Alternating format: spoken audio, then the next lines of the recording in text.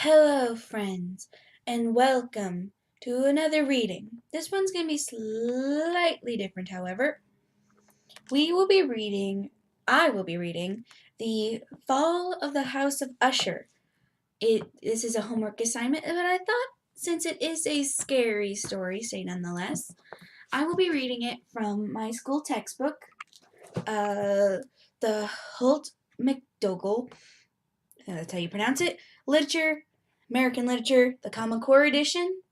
It'll have this nice orange binding here for grade 11. And if you want to follow along, if you happen to have the same book, it'll be on page 412.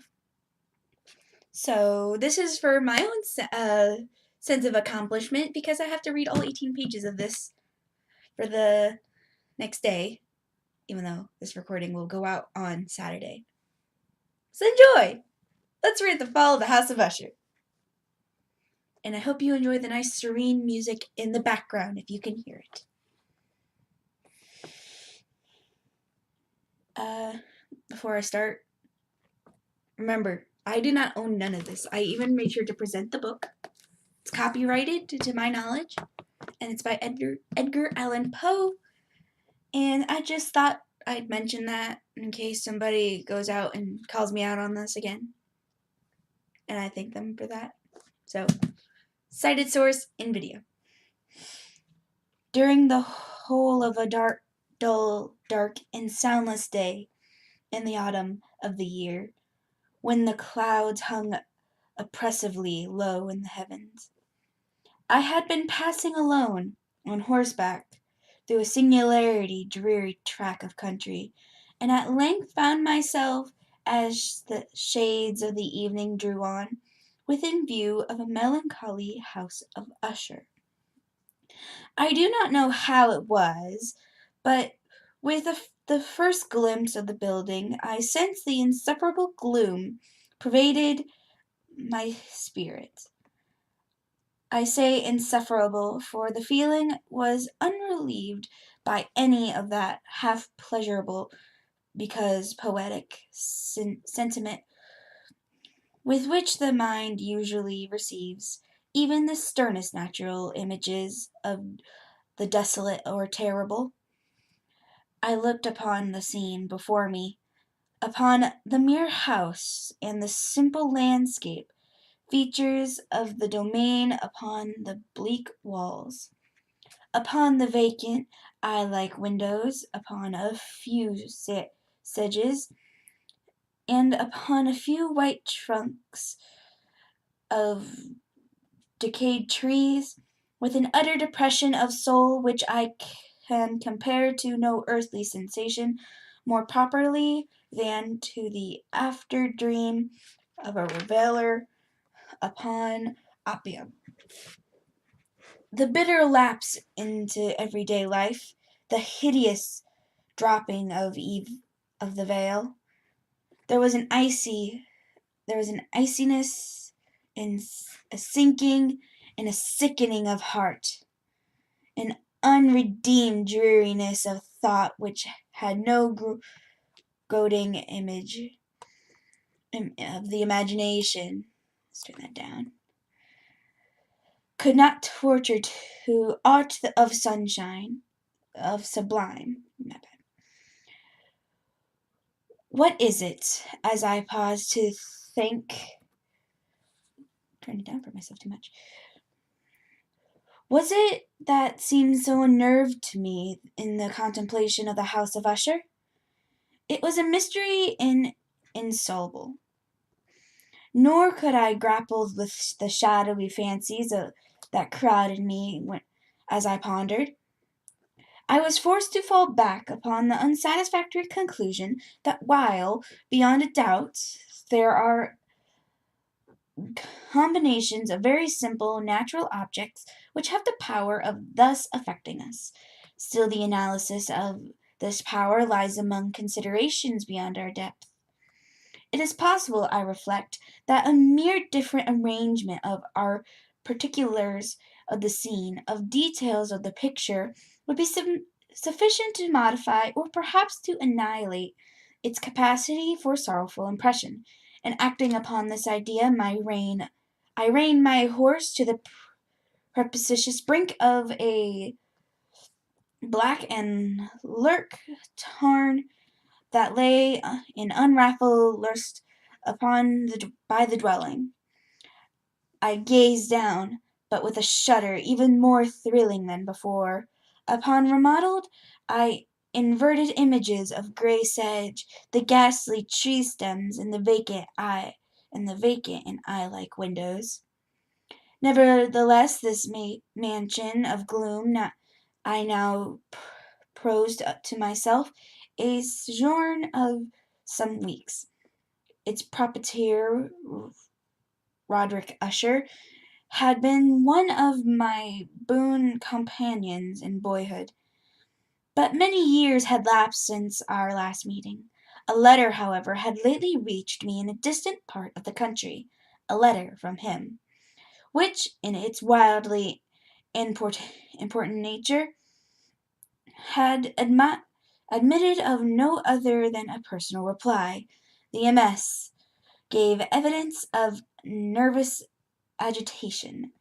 The writer spoke of acute bodily illness, of a mental disorder which oppressed him, and of the earnest desire to see me, as his best and indeed his only personal friend, with a view of the matter attempting, by the cheerfulness of my society, some alleviations of his malady.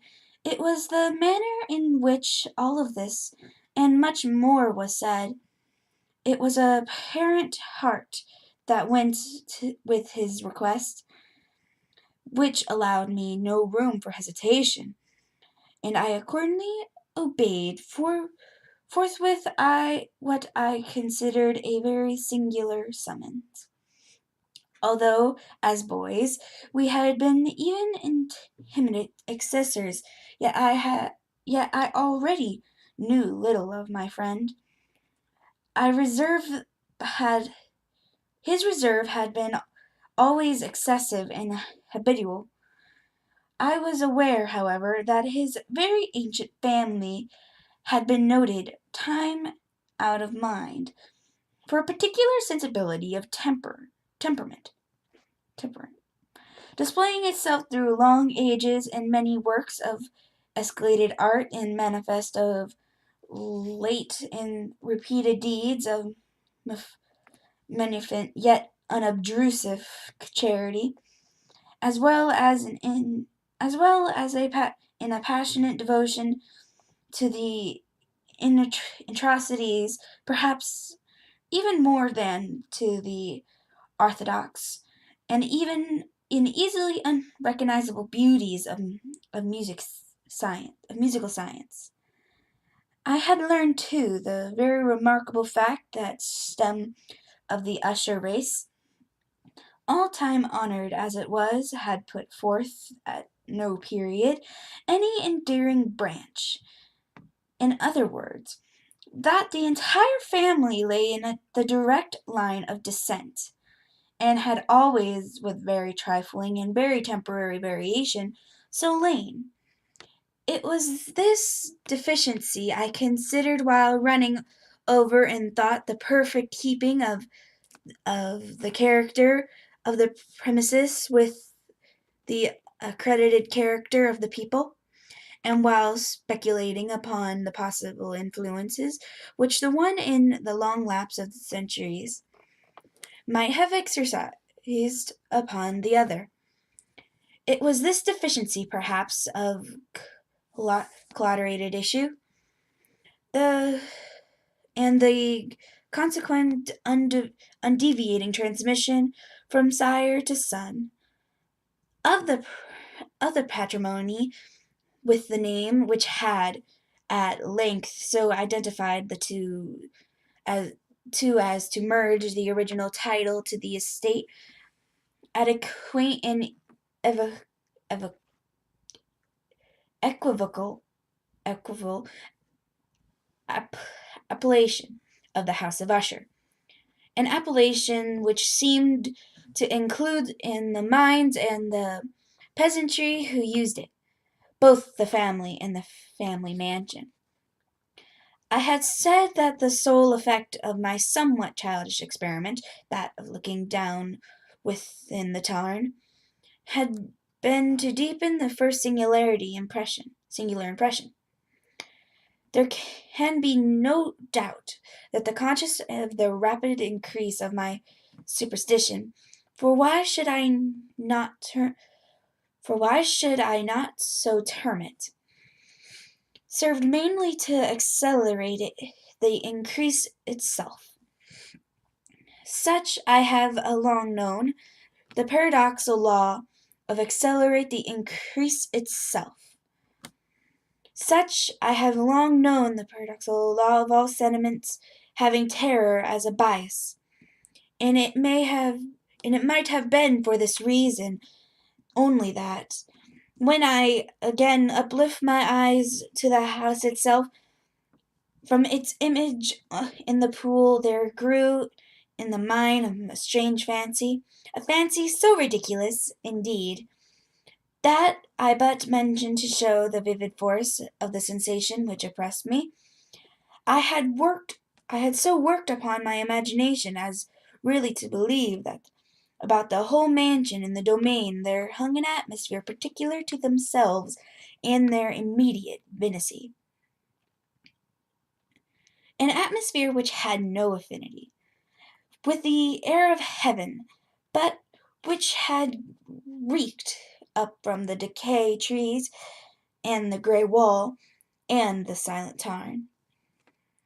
A pestilence of mystic vapour, dull, sluggish, faintly discernible, had in leaden hue.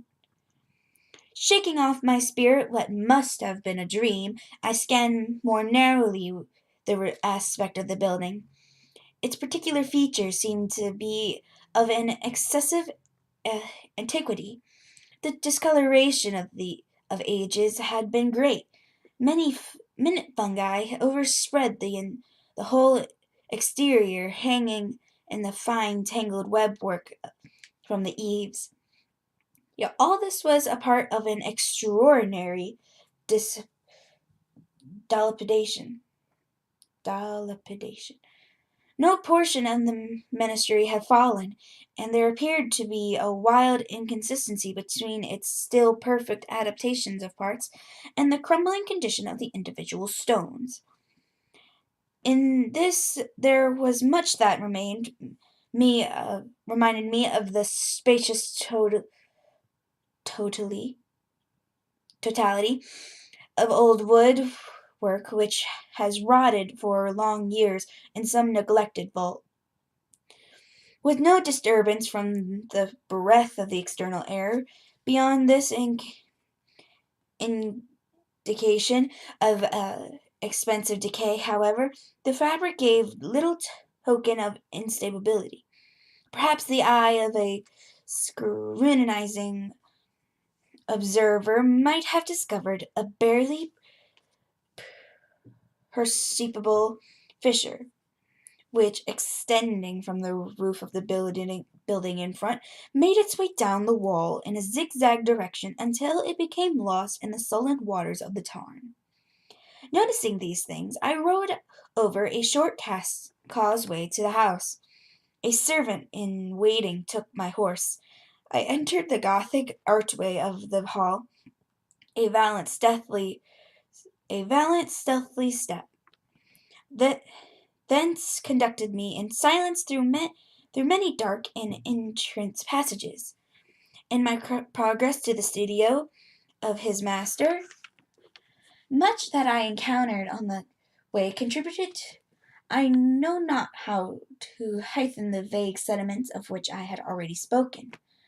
While the objects around me, while the carvings of the ceilings, and some sombre tapestries, or objects of the walls, the ebon blackness of the floors, and the phantasmagoric immoral trophies which rattled as I strode, were but matters to which, or to such as which, I had been accustomed from my infancy.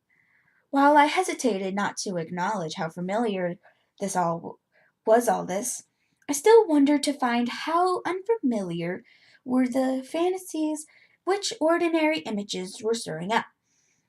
On one of the staircases I met the physician of the family. His countenance his countenance, I thought, wore a mingled expression of low cunning and perplexity. He accosted me with a trepidation and passed on. A, the the valet now threw open a door and ushered me into the presence of his master. The room which I found myself was very large and lofty. The windows were long, narrow, and pointed, and at so vast a distance from the black oaken floor as to be altogether inaccessible from within. Feeble gleams of encrimsoned light made their way through the the trellised panes, and served to render sufficiently distinct the more prominent objects around. The eye, however, struggled in vain to reach the remoter angles of the chamber, or the recesses of the vaults and the fretted ceiling. Dark draperies hung upon the walls.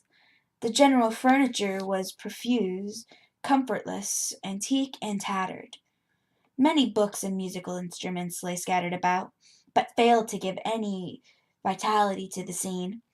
I felt that I breathed an atmosphere of sorrow, and an air of stern, deep, and irredeemable gloom hung over and all and prevailed all.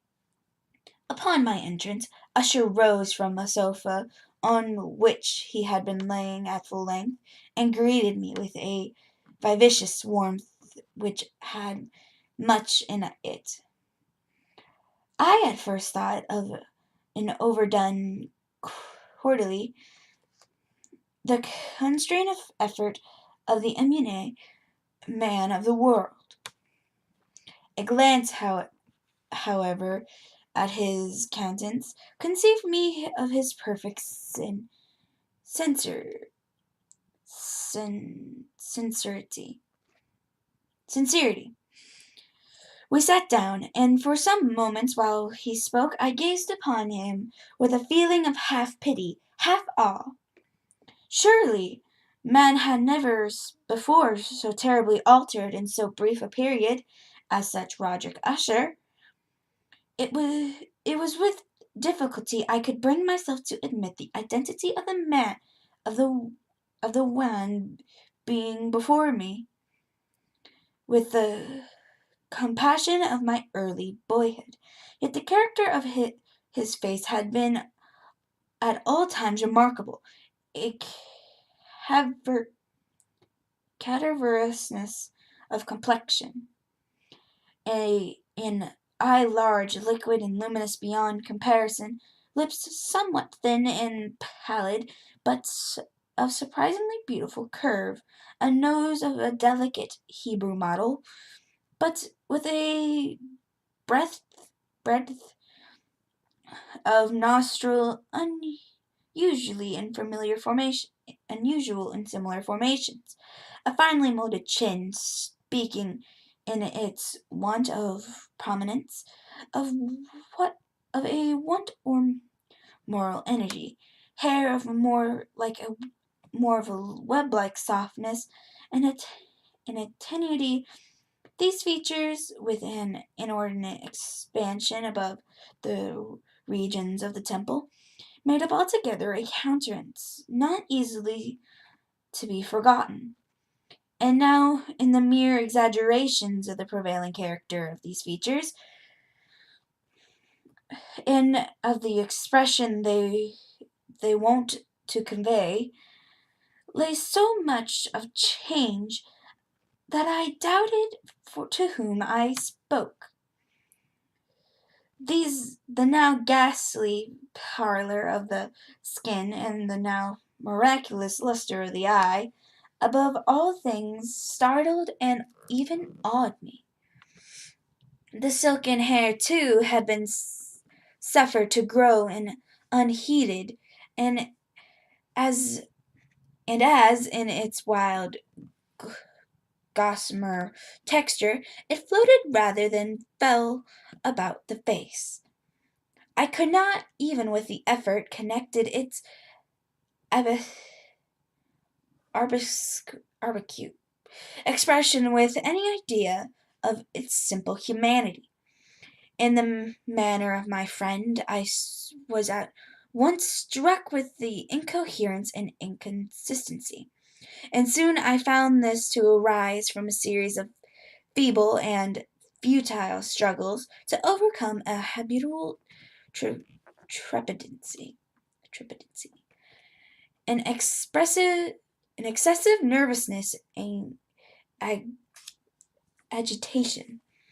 For something to this nature, I had indeed been prepared, no less by his letter than by the reminiscence of certain boyish traits, and by conclusion deduced from his particular physical conformation and temperament.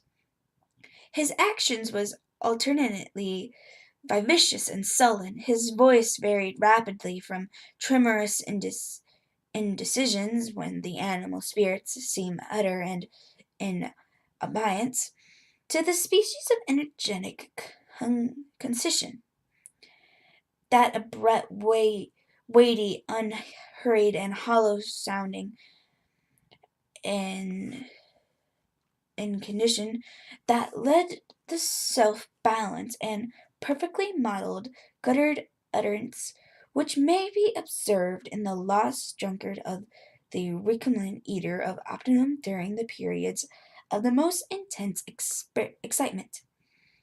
It was thus that he spoke of the object of my visit, of his earnest desire to see me, and of the solace he expected me to afford him. He entered at some length into what he conceived to be the nature of his malady. Hold on 1 second, making sure my music doesn't overrun into ads. Here we go. Where was I? It was, he said, in constitutional, a family evil, and one for which he had despaired to find a remedy. A mere nervous affection, he immediately added, which would undoubtedly soon pass off. It displayed itself in a host unnatural sensations. Some of these, he detailed them, interest and bewildered me, although perhaps the terms of the general manner of their narration had their weight. He suffered from a morbid acuteness of sensations. The most insipid foods was alone endurable. He could wear only garments of certain textures. The odors of all flowers were unoppressive, and his eyes were tortured by even a faint light. And there were but particular sounds in these from stirring string instruments, which did not inspire him with horror. To the anomalous species of terror, I found him a bounded slave. I shall perish, he said. I must perish in this deplorable folly. Thus, and not otherwise, shall I be lost. I dread the events of the future, not in themselves, but in their results. I shudder at the thought of even the most trivial incident, which may operate upon this intolerable agitation of soul. I have indeed no abhorrence of danger except the absolute effect in terror. In this unnerved, in this pitiable condition, I feel that the period will sooner or later arrive when I must abandon life and reason together in some struggle with the grim phantasm, fear. I learned, moreover, at intervals, and thought through, in those broken and equivalent hints, another singular feature in his mental condition. He enchained by a certain superstitious impression in regard to the dwelling which he haunted, and whence for many years he had never ventured forth, in regard to an influence whose superstitious force was conveyed in terms too shadowy here to be restarted, an influence which some particulars, in a mere form and substance of his family mansion, had by dint of long sufferance, he said, obtained over his spirit, an effect which the psyche of grey walls and turrets and of dim tarns into which they looked down had at length brought about upon the morale of his existence. He admitted, however, although with hesitation, that much of the particular gloom which thus affected him could be traced to more natural and far more palpable origin. To the severe and long-continued illness, indeed, the evidency approaching dissolution of a tenderly beloved sister, his sole companion for many years, his last and only relative on the earth. Her decease, he said with a bitterness which I could never forget, would leave him the hopeless and the frail, the last of the ancient race of Ushers. While he spoke, the lady Madeline, for so she was called, passed through a remote portion of the apartment, and, without having noticed my presence, disappeared. I regarded her with an utter astonishment, with an utter astonishment, not unmingled with dread, and yet I found it impossible to account for such feelings. A sensation of stupor oppressed me as my eyes followed her retreating steps. When a door at length closed behind her, my glance sought instinctively and eagerly to the countenance of the brother. He had buried his face in his hands, and I could only perceive that a far more than ordinary wanness had overspread the emaciated fingers, through which trickled many passionate tears. The disease of the Lady Madeline had long baffled the skill of her physicians. A settled apathy, gradually wasting away of a person, and frequent although transcendent affections of the partially heterotypical character, were the unusual diagnosis. Hitherto she had steadily borne up against the pressure of her malady, and had not betaken herself finally to bed. But on the closing in of the evening of my arrival at the house, she scrambled, as her brother told me at night with inexpressible agitation, to prostrating power of the destroyer. I had learned that the glimpse I had obtained of her person would thus probably be the last I should obtain. That the lady, at least while living, would be seen by me no more. For several days ensuing her name was unmentioned by either Usher or myself.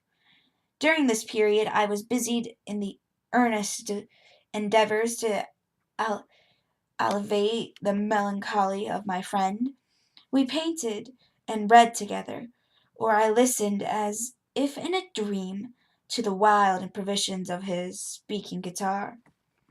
And thus, as a closer and still closer intimacy admitted me, more reservedly to the recesses of his spirit, the more bitterly did I perceive the futility of all attempting at cheering a mind from which darkness, as of inherent positive quality, poured forth all the objects of the moral and physical universe in one unceasing radiation of gloom. I shall ever bear about me a memory of the many solemn hours I thus spent alone with the master of the house of Usher. Yet I should fail in any attempt to convey an idea of the exact character of the studies or of the occupations which he involved me or led me the way. In an excited and highly distempered ideality, threw a sulphurous luster over all. His improvised degrees will ring forever in my ears. Among other things, I hold painfully in mind a certain singular provision and amplification of wild air of the last waltz of Von Weber. From the paintings over which his elaborate fancy brooded, and which grew touch by touch to vagueness at which I shuddered the more thrillingly, because I shuddered knowing not why, from these paintings, vivid as their images now are before me, I would in vain endure to induce more than a small portion which should lie within the compass of merely written words. By the utter simplicity, by the nakedness of his designs, he arrested and overawed attention, if even mortal painted an ideal. If mortal painted the ideal, that mortal was Roderick Usher.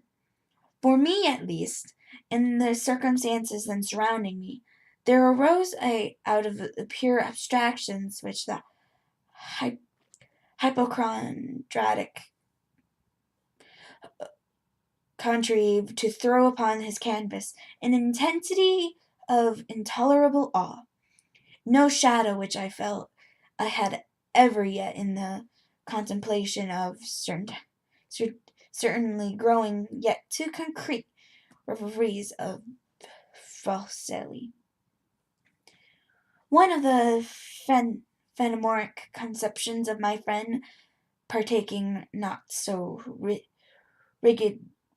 rigidly of the spirit's abstracting, may be shadowed forth along feebly in words.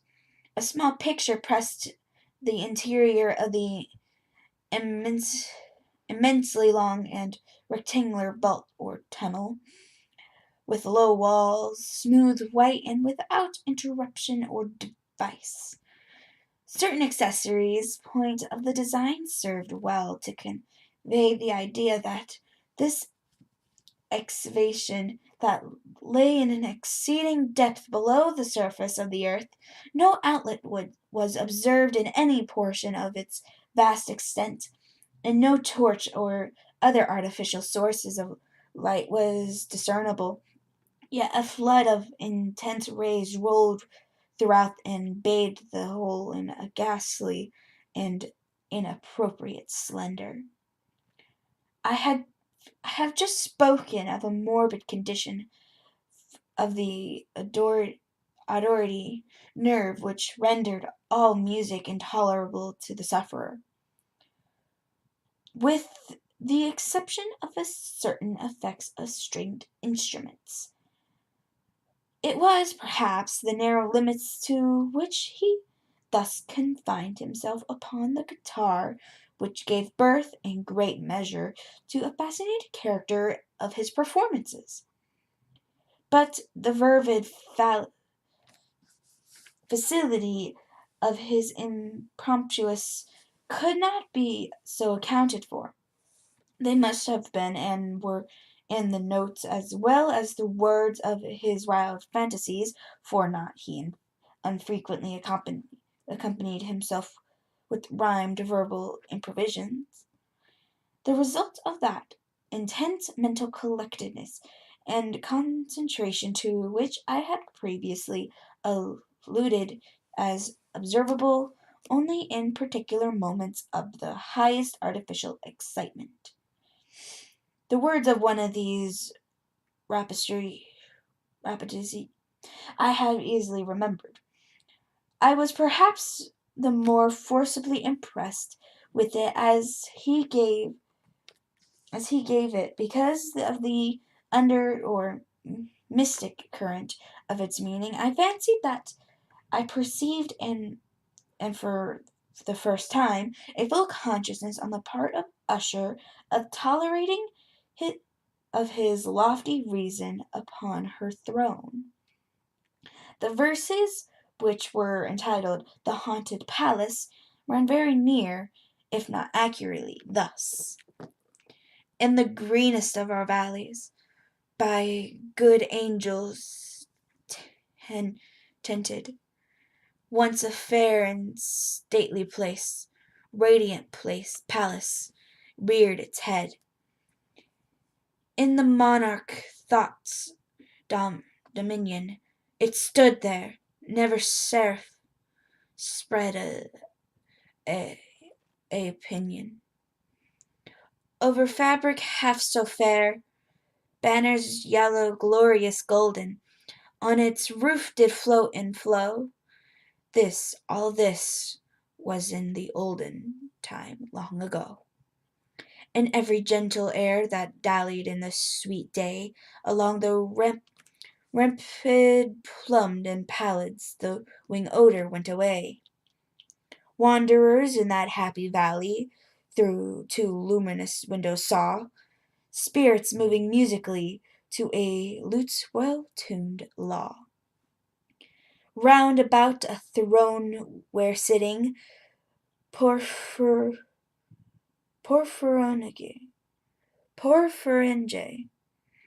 in a state his glory well befitting, the ruler of the realm was seen. All with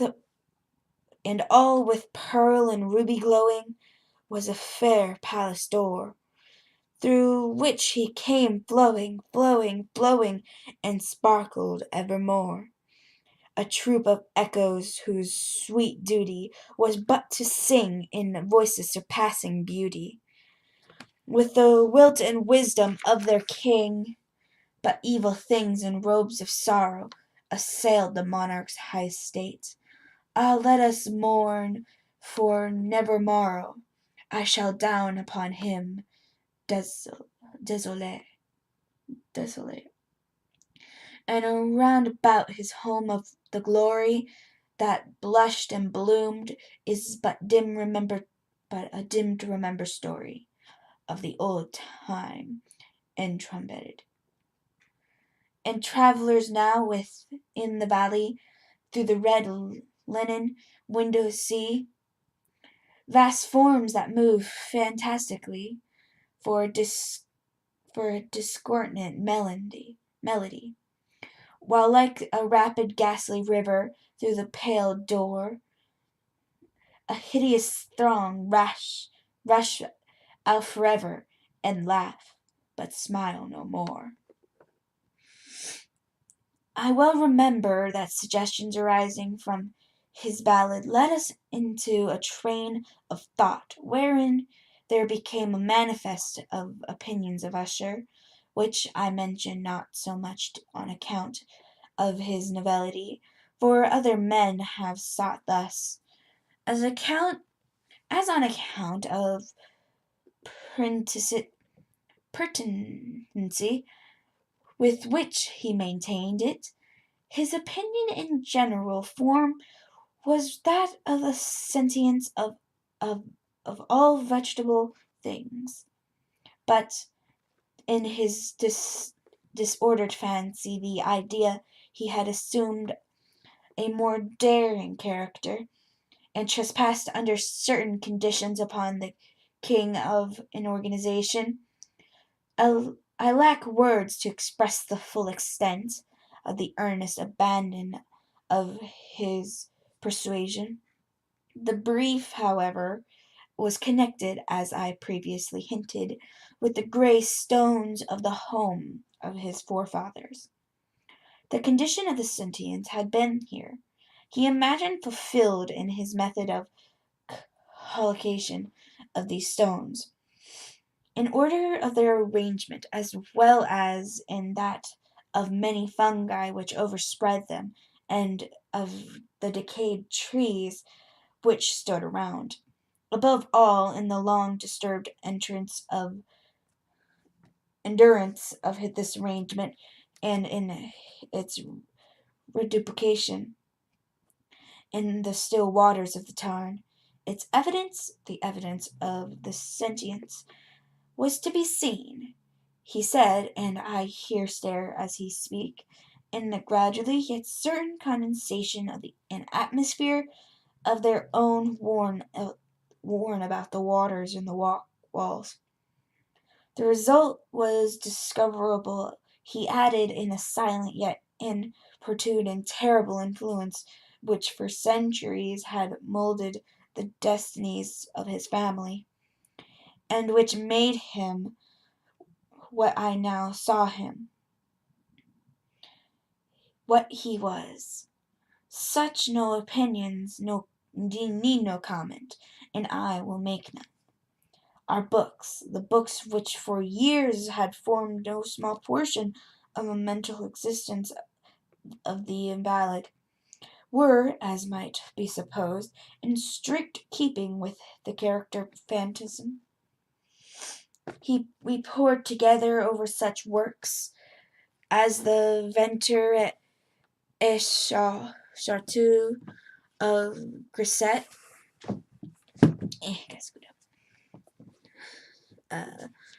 the Belphegor of Mesheville, the Heaven and Hell of Swedenborg, the Subterranean Voyage of Nicholas Klim by Hulberg, the Schermorny of Robert Flood, the Gene of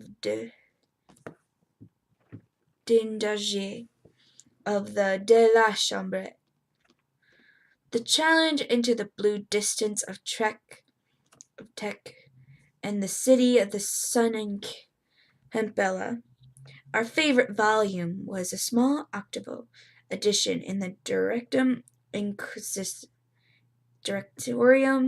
Inquisitorium by Dominican Emmerich de Goron, and there was a passage in Pompeius Mela about an old African satirist and agapans, over which Usher would sit dreaming for hours. His chief delight, however, was found in the perusal of an exceedingly rare and curious book in quarto Gothic, the Manual of a Forgotten Church. The Valedictorium Secrendum Coram Ecude Maguntine. I could not help thinking of the wild ritual of his works, of this work, and of its probable influence upon the hypochondriac. When, one evening, having informed me abruptly, the Lady Madeline was no more, he stated his intention of preserving her corpse for a fortnight, which previously to its final interment. In one of his numerous vaults within the main walls of the building, the worldly reason, however, assigned to this singular proceedings was one which I did not feel at liberty to dispute. The brother had been led to his resolution, so he told me, by consideration of by the unusual character of the medalli of the deceased, Of certain obstru- obtrusive and eager inquiries on the part of her medical men, and the remote and exposed situation of the burial ground of the family, I will not deny that when I was that when I called to mind the the sinister countenance of the person whom I met on the staircase on the day of my arrival at the house, I had no desire to oppose when I regarded at best but a harmless, and by no means an unnatural precaution. At the request of Usher, I personally aided him in the arrangements for a temporary entombment. The body having been encoffined, we two alone bore it to its rest. The vault which we placed it, and which had been so long unopened that our torches, half smouldered in an oppressive atmosphere, gave us little opportunity for investigation, was a small, damp, and entirely without means for administration for light, lying in the uh, lying at great depths immediately beneath that portion of the building in which was my own sleeping apartment.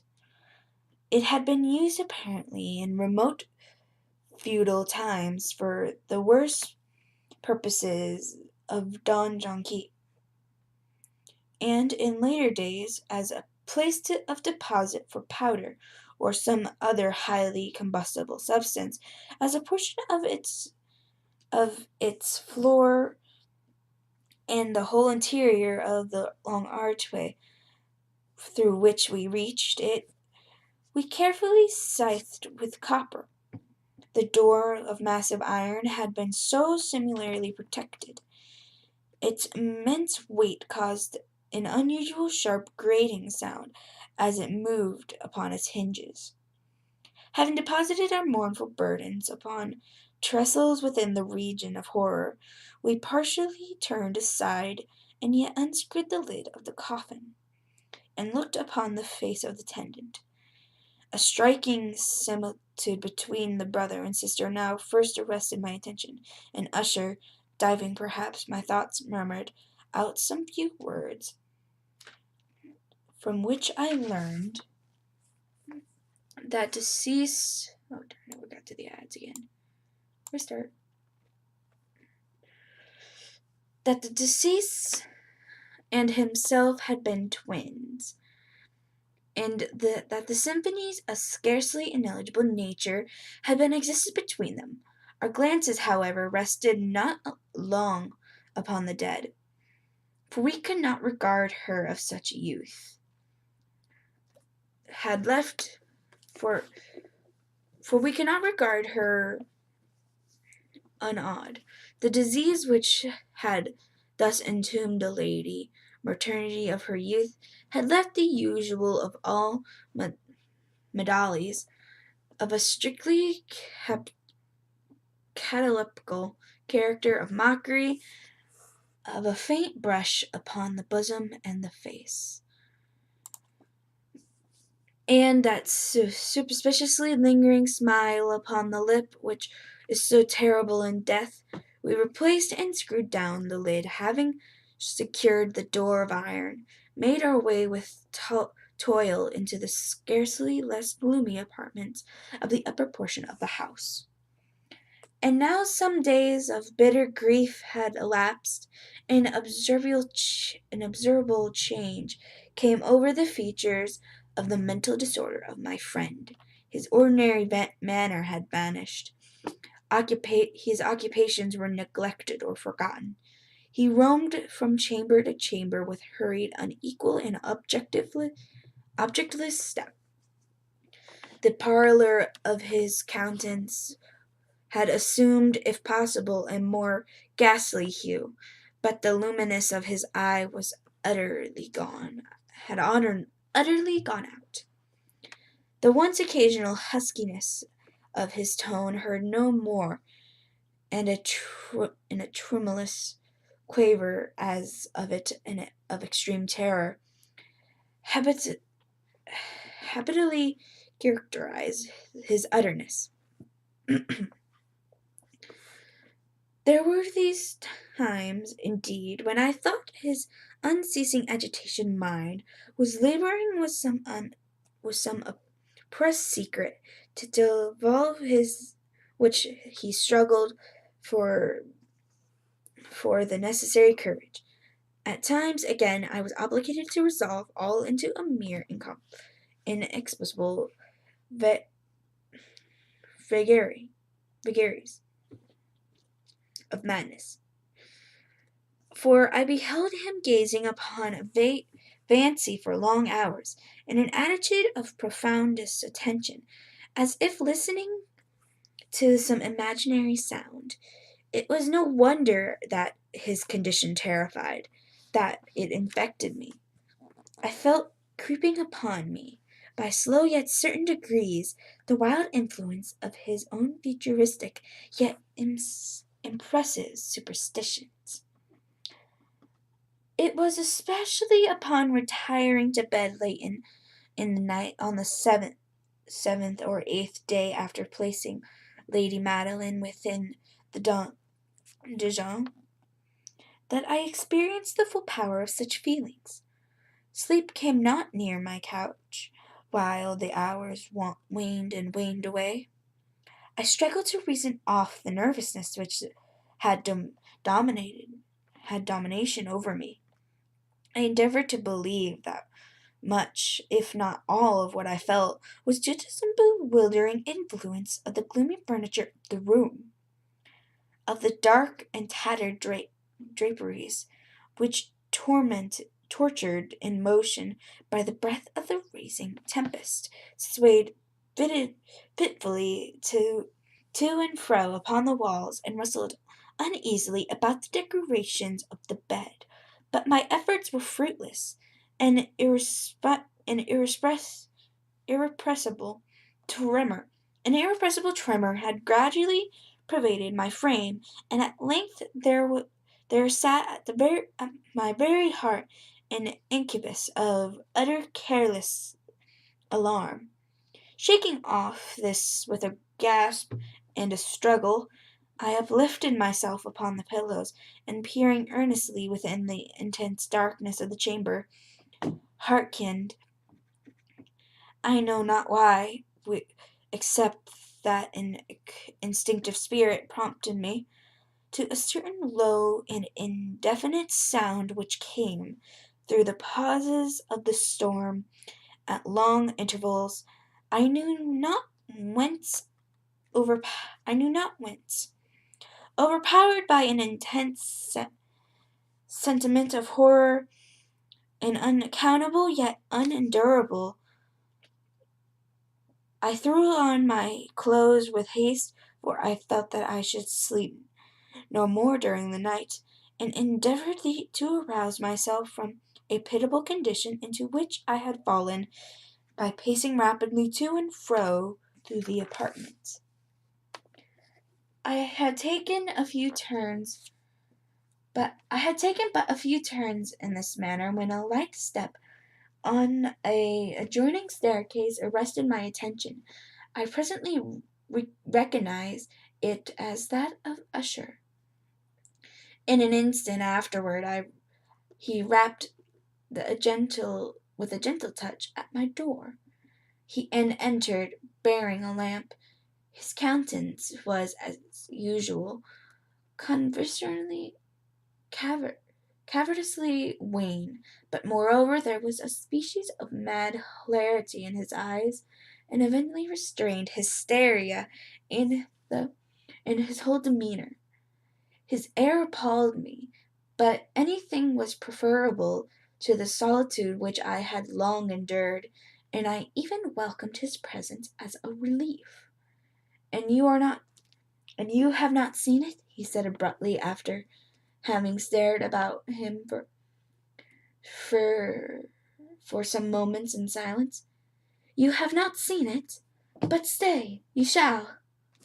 Thus speaking, and having carefully shaded his lamp, he hurried to one of the casements and threw it freely open to the storm.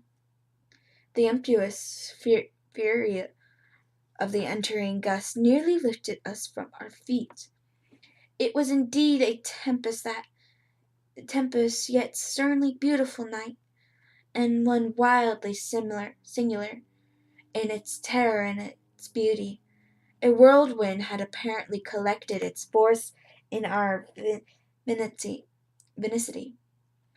for there was a frequent and violent alterations in the directions of the wind, and exceeding density of the clouds, which hung so low to press upon the turrets of the house, did not prevent our perceiving of the lifelike velocity with which they flew careering from all points against each other, without passing away into the distance.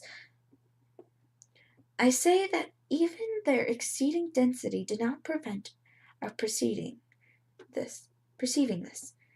Yet we had no glimpse of the moon or stars, nor there was any flashing forth of lightning, but under the surfaces of the huge masses of agitated vapor, as well as the terrestrial objects immediately around us, were glowing in an unnatural light of a faintly luminous but distinctly visible gaseous exhalation, which hung about and shrouded the mansion.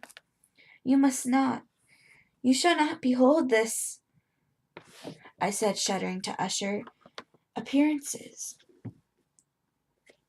to Usher, as I led him with a gentle violence from the window to the seat. These appearances, which bewilder you, are merely electrical phenomena, not uncommon, or it may be that they have their ghastly origin in the rank of mis, my, misa, misema of the tarn. Let us close this casement. The air is chilling,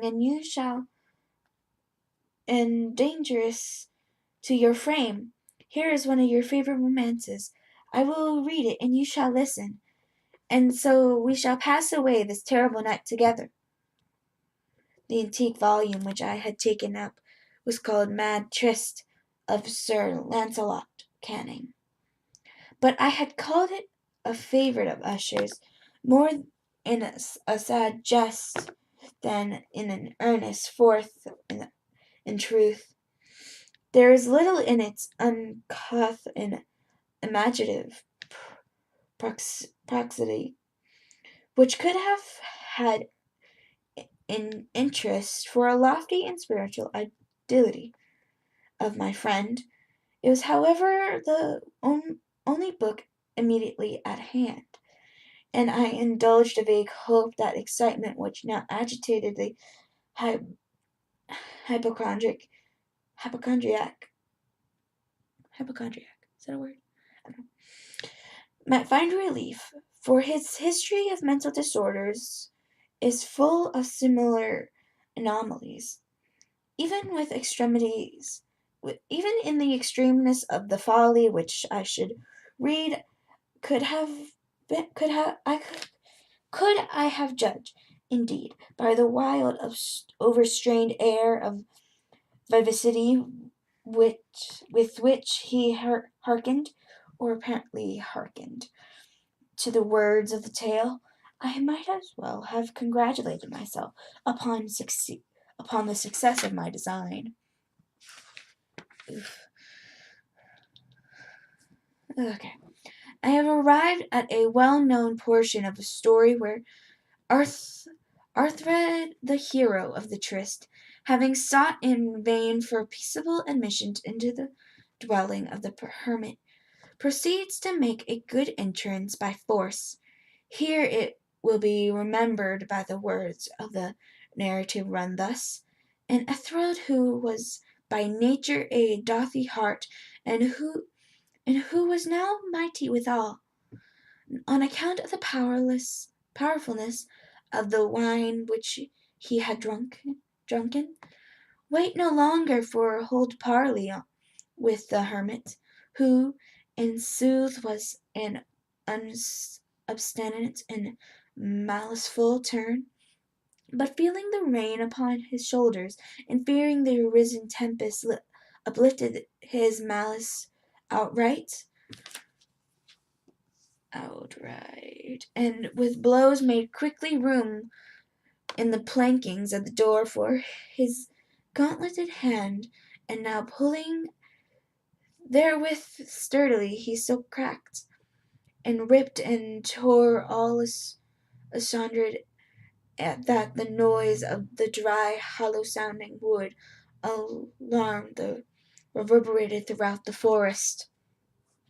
At the termination of the sentence I started and for a moment paused, and it appeared to me, although I once concluded that my excited fancy had deceived me, it appeared to me that for some very remote portion of the mansion there came indistinctly to my ears what might have been in its exact similarity of character the echo, but a stifled and dull one certainly, the of the very cracking and ripping sound of Sir Lancelot had so particularly described.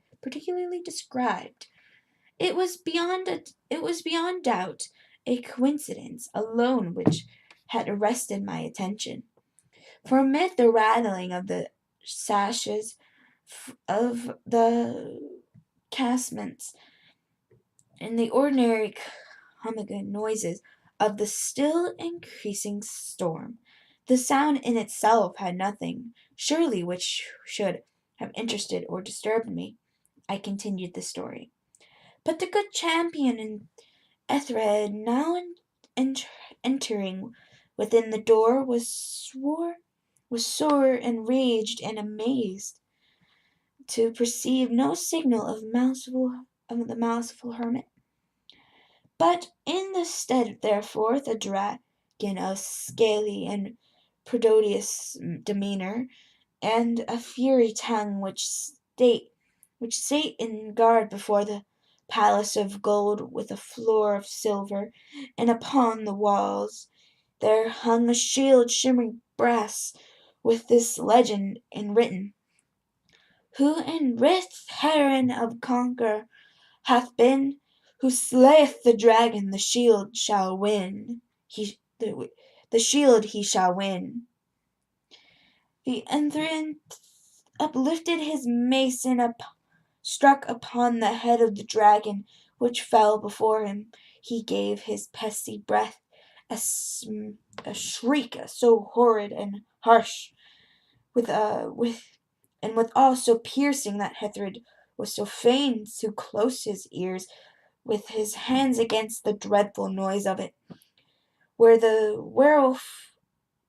like whereof was never heard.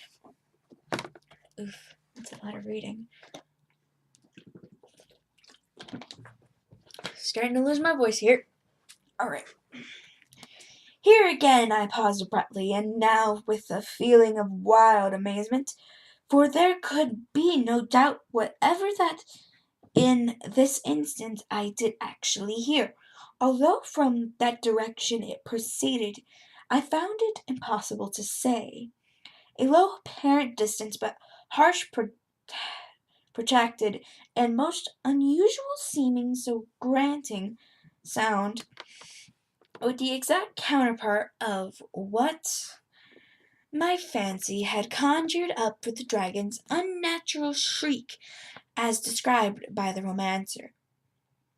Opposed, as I certainly was, upon the occurrence of this second and most extraordinary coincidence, by 1,000 conflicting sensations, in which wonder and extreme terror were prominent, I still retained sufficient presence of mind to avoid exciting, by any observation, the sensitive nervousness of my companion. I was by no means certain that he had noticed the sounds or questions, although assuredly a strange alteration had, during the last few minutes, taken place in his demeanour. Lot of strain here. From position fronting my own, he gradually brought round his chair so as to sit with his face to the door of the chamber, and thus I could but partially perceive his features, although I saw his lips tremble as he were murmuring inaudibly. His head had dropped upon his breast, and yet I knew that he was not asleep. From the wide and rigid opening of the eye, as I caught a glance of its profile, the motion of his body, too, was a variance with this idea, for he had rocked from side to side with a gentle yet constant uniform sway. Having rapidly taken notice of all this, I resumed the narrative Sir Launcelot which had thus proceeded. And now the champion, having escaped from the terrible fury of the dragon, bethinking himself so brazen shield, and of the breaking of the enchantment which was upon it, removed the carcass from out of the way before him, and had approached valorously over the silver pavement of the castle to where the shield was upon the wall, which in sooth turret not for his coming full, but fell down at his feet upon the silver floor, which with a mightily great and terrible ringing sound. No sooner had these syllables passed my lips than a further shield of brass had indeed at a moment fallen heavily upon the floor of silver. I became aware of a distinct, hollow, metallic, and clangorous, yet apparently muffled reverberation. Completely unnerved, I leapt to my feet and measured the rocking movement of Usher was undisturbed. I rushed to the chair in which he sat. His eyes were bent fixedly before him, and throughout his whole countenance there reigned a stony rigidity. But as I placed my hand upon his shoulder, there came a strong shudder over his whole person. A sickly smile quivered about his lips, and I saw that he spoke in a low, hurried, and gibbering murmur, as if unconscious of my presence. Bending closely over him, I at length drank in the hideous import of his words. Not hear it? Yes, I hear it, and I have heard it. Long, many minutes and many hours, many days I have heard it. Yet I dare not. Oh, pity me, miserable wretch I am.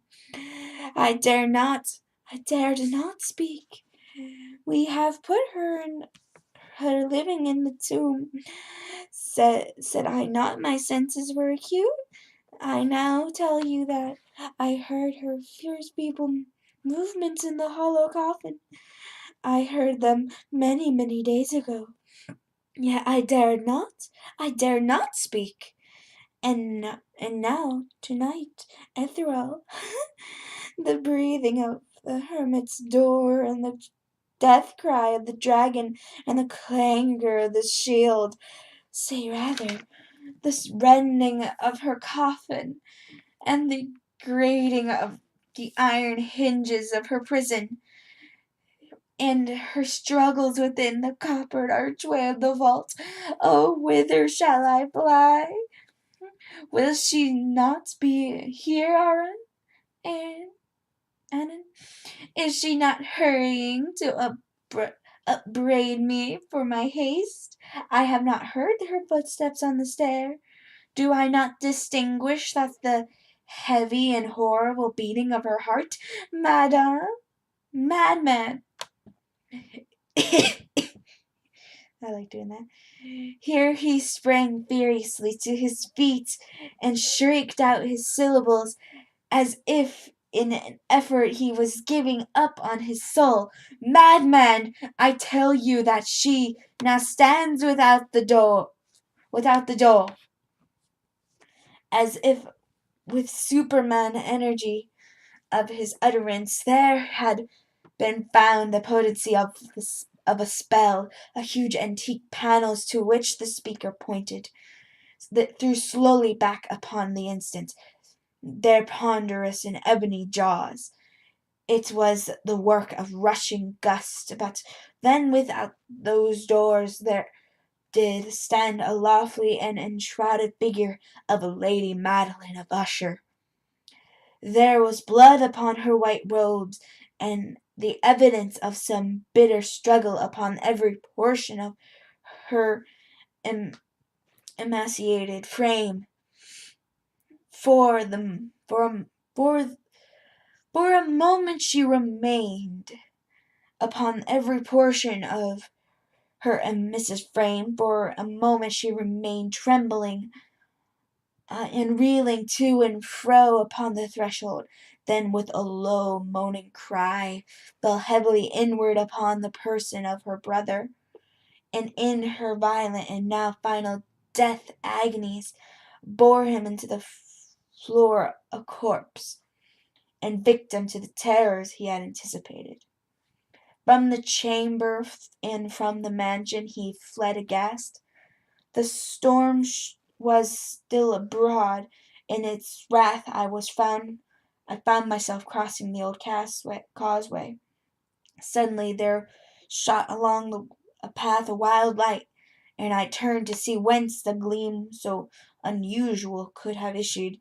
For a vast house in its shadows, where alone behind me the radiance was that of full setting of a blood-red moon, which had now shone vividly through the once barely discernible fissure of which I had before spoken as extending from the roof of the building in a zigzag direction to the base. While I gazed, the vision rapidly widened, and came a fierce breath of whirlwind. The entire orb of the satellite burst at once upon my sight. My brain reeled as I saw the mighty walls rushing asunder.